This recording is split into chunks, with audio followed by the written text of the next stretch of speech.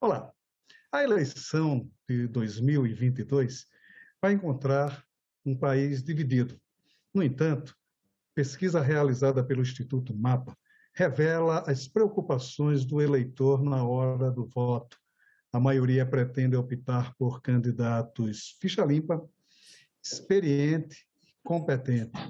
Para melhor detalhar a pesquisa, conversamos agora com José Nazareno Vieira, presidente do Instituto MAPA. José, a gente poderia começar esta conversa falando um pouco sobre essa pesquisa. Como é que foi feita essa pesquisa e o que se buscou para entender melhor esse eleitor que irá às urnas em outubro de 2022? Vamos falar um pouco sobre como é que foi feita essa pesquisa.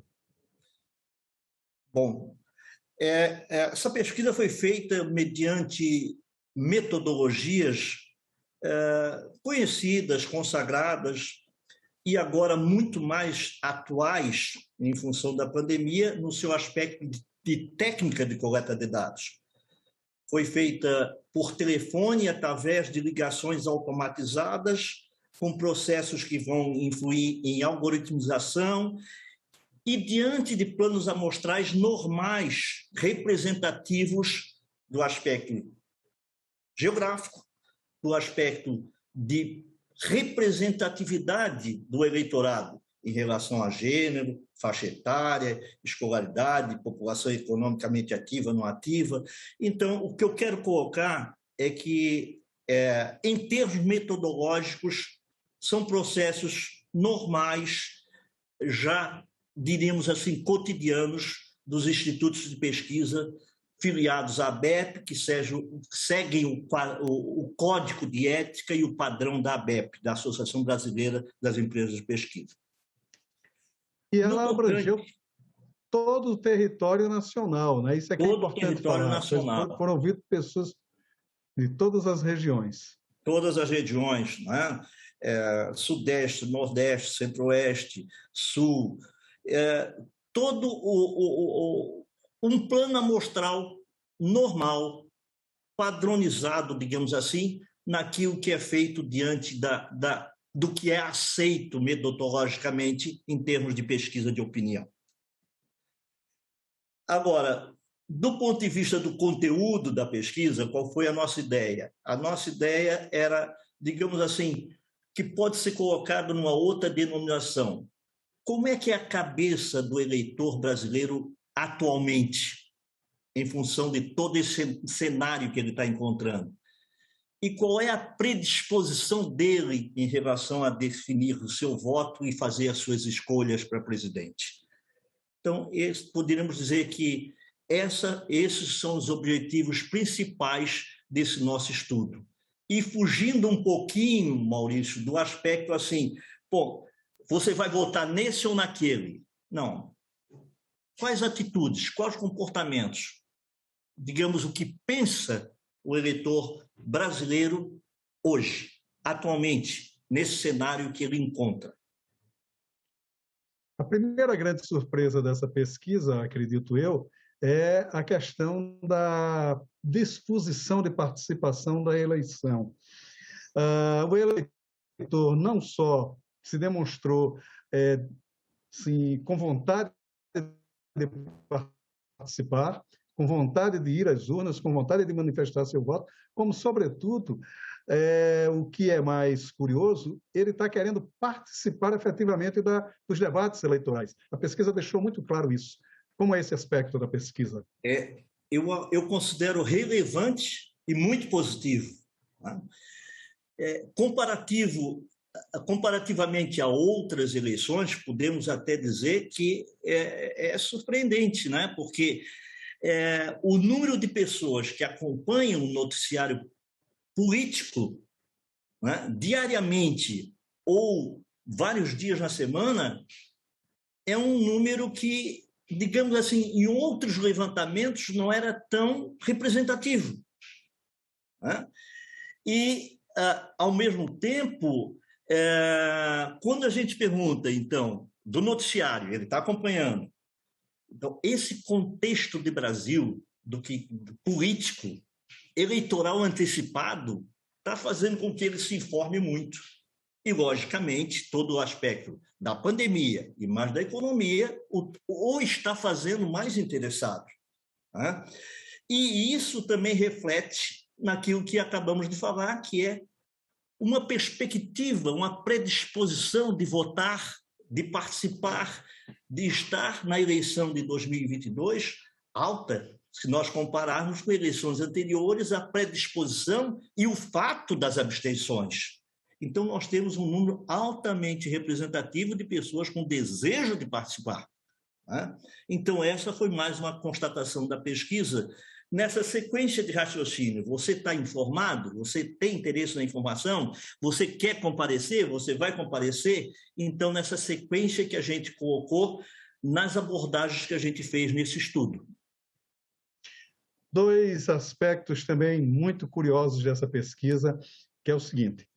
Primeiro, a temática que estaria em debate, quer dizer, eles estão muito interessados, digo eu, os eleitores, estão muito interessados, fugindo um padrão normal das eleições, que seria saúde, educação, segurança pública, por exemplo, e a questão da empregabilidade, né, quer dizer, questões econômicas, ele está muito interessado no perfil do candidato. E um outro aspecto também que me chamou a atenção da pesquisa é o fato da importância da TV e das redes sociais como pontos de informação, né, para esses eleitores. Até que ponto esses dois aspectos serão fundamentais nessas eleições a partir da leitura dessa pesquisa? Bom, vamos considerar, então, nessa linha de raciocínio, né? Interesse, comparecimento e onde se informa, onde ele está se informando. Quais veículos ou mídias vão estar mais influentes na sua decisão, nas suas escolhas? Né? O que a gente constatou é aquilo que a gente, digamos assim, por achismo já estava vendo e por outros estudos e por outras pesquisas já constatando, né?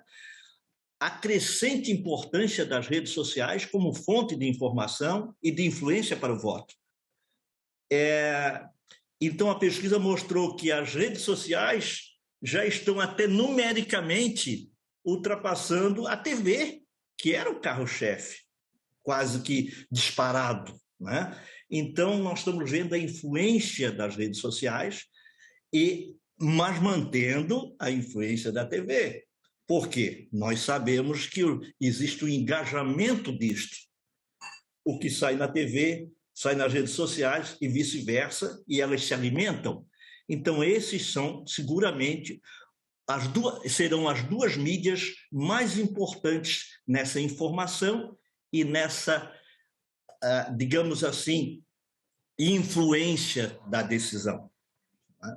Bom, o outro aspecto é assim, vai votar na pessoa, vai votar no plano candidato, qual é a importância do partido, qual é a importância do histórico do candidato, né? Então, a outra, aqui o que é já dentro da ciência política, é uma constatação sempre, né? De uma maneira geral, se vota na pessoa, não se vota em quem não conhece, né? Então, outra vez está firme esse posicionamento de pesa muito a pessoa. Mas o interessante é que, por esse conjunto de informações numa maior escala, também tem muito valor ou tem importância o plano de governo. Também já estão muito interessados no plano de governo, né? E nessa posição em relação à escolha do voto. O histórico do candidato também vale, né? Agora, como já acontecia antes, e mais ainda agora, pode-se dizer, aí, sim, o partido? Não, o partido é lá embaixo. Não interfere tanto na minha escolha, né? Um outro ponto aqui que foi colocado é assim, ainda sobre o perfil, né? Você quer um inteligente, quer um competente, quer isso, e vai observando assim. Agora, continua tendo um valor expressivo na decisão a leitura da ficha do candidato, a ficha limpa. Isso, se nós nos lembrarmos, em outras eleições, isso era muito atuante. Continua ainda sendo um dos fatores que vai ser muito observado pelo eleitor, né, na sua decisão. E, Maurício, tem outros, né? O que também vai influenciar? Bom, é a experiência política, a experiência administrativa, a postura do candidato.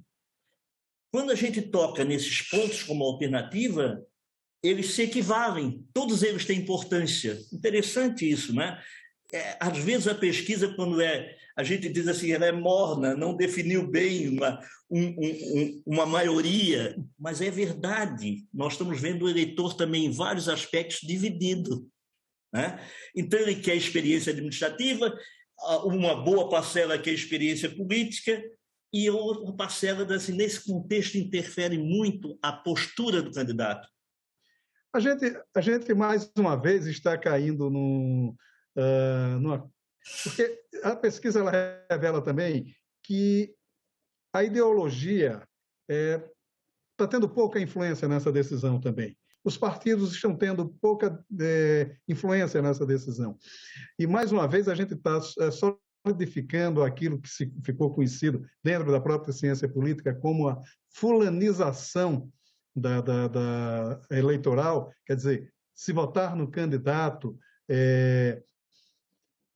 e aí a gente volta a correr o risco de estar votando no salvador da pátria, que não é bem salvador, e muito menos da pátria, né? Quer dizer, como é que se analisa essa questão, esse aspecto também da pesquisa? Bom, nesse tocante, assim, que é muito forte, né? Se nós olharmos assim, nós estamos falando muito, ou, digamos assim, é muito presente se discutir ideologia, né? Ideologicamente, não é isso que está... que é difícil também para o eleitor ele entender o que ideologia é essa, o que é de esquerda, o que é de direita, o que seria de centro. Então, o que é que a pesquisa mostra? A pesquisa mostra que existe um sentimento mais favorável àquele candidato que tem um posicionamento de direita, menos de esquerda. Mas com detalhe, ele mesmo diz, uma boa parcela, conforme resulta a pesquisa, que não é isso que é mais importante. Não é tão importante na mesma escala a ideologia de centro, de direita, de esquerda. Não é pode ser indiferente, porque ele também não entende tudo dessa ideologia, né? Mas foi muito discutido e muito colocado. Também ele está vivendo com essas palavras. E também há de certa forma, a revelação de um amadurecimento político mesmo. Ele diz, olha, não importa a ideologia dele, porque a gente sabe que a estrutura democrática ela não vai mudar, indiferente à ideologia de quem for eleito, né? Isso também é uma leitura que a gente pode tirar da pesquisa a partir de outros condicionantes que foram apurados pela pesquisa. Quer dizer, a gente pode ter essa visão de amadurecimento político desse eleitor, não? É interessante isso, né? Por mais que ele tenha sido bombardeado com essa matéria, né? De esquerda, é de direita, é de centro, e ele até confunde o centro com o centrão, né? Mas então mas ele não está aquilo que você acabou de colocar, não é o mais decisivo para o seu voto, né? Eu acho que aí interfere um pouco e diretamente, ou talvez muito significativamente até, assim, a postura de um e de outro e o que está acontecendo no Brasil, né? É um Bolsonaro anti-Bolsonaro, é um Lula um antipetista, é um conjunto que está formando e que o pessoal quer associar ideologias quando não é tão claro assim. né? E o eleitor, conforme a pesquisa, está mostrando que não é isso que é o mais importante, né? Ele se divide nessas posições também, né? Um outro aspecto, Maurício, é assim, né? É interessante também. As pesquisas anteriores nacionais estavam mostrando assim a importância e a influência tão forte do aspecto como vai estar a situação da saúde. Claro, correlata com a pandemia. Mas agora está crescendo a situação econômica como influenciadora para a decisão. Inclusive, a pesquisa mostrou que eles estão no mesmo patamar de preocupação, a economia, a saúde e a corrupção, a honestidade, né? Quer dizer, estão ali na faixa dos 20%, 23%, 20%. Isso. O empate técnico, digamos assim. O que se diz, né, em pesquisa, o empate técnico-estatístico diante da margem de erro amostral, né?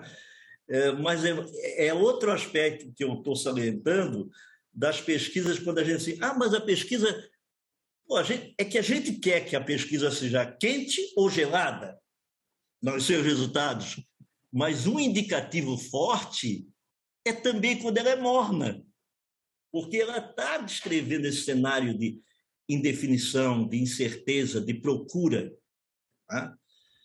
E aí nós poderíamos até entrar numa outra que é mais complicado, né? Aí como é que fica a terceira via, como é que fica a outra, é outro que nós não chegamos a abordar tão diretamente, mas tem um indicativo, né? E tem subjetivamente um indicativo de talvez nenhum dos dois, que não está explícito, mas tem. Né? Há um aspecto também, um dos pontos levantados pela pesquisa, que está demonstrando um eleitor bem informado, né? Que ele se preocupa com essa informação, ele tem buscado essa informação. Isso ficou muito salientado na pesquisa. Mas, por outro lado, a busca maior dessas informações tem sido nas redes sociais. Mais uma vez, a gente volta àquela questão da confiabilidade das redes sociais. A pesquisa, pelo menos, conseguiu detectar se pode haver um favorecimento de quem usa com mais frequência de fake news, ou essa questão é rebatida com a informação que esse eleitor também busca na televisão. Enfim, como é que ficou essa questão? Nesta pesquisa, nós colocamos e tentamos focar e ter como objetivo principal realmente essa ideia dos critérios e da cabeça do eleitor brasileiro, né? E tentar o máximo possível desvincular desse aspecto da intenção de voto. Mas nós temos digamos assim, um slide oculto que mostra, por uma pergunta a mais que a gente fez e que ficou de consumo interno, e que eu estou dando em primeira mão aqui, é que tem algumas vinculações muito fortes, né?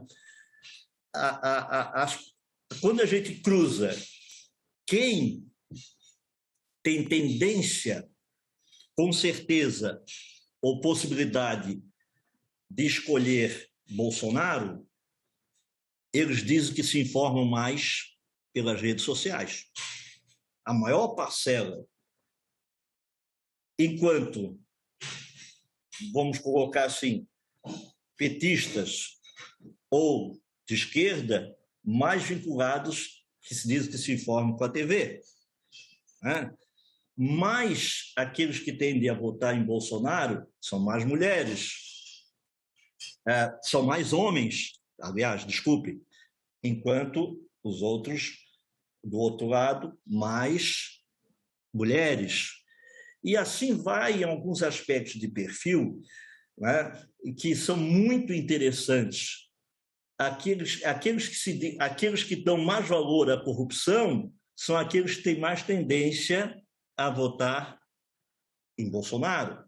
E assim vai um conjunto de segmentações da pesquisa com esses cruzamentos vão dando outros indicativos que a gente, na verdade, não está querendo particularizar muito entre um e outro, mas que são indicativos desse momento político-eleitoral de forte polarização e de ainda ausência explícita da terceira via.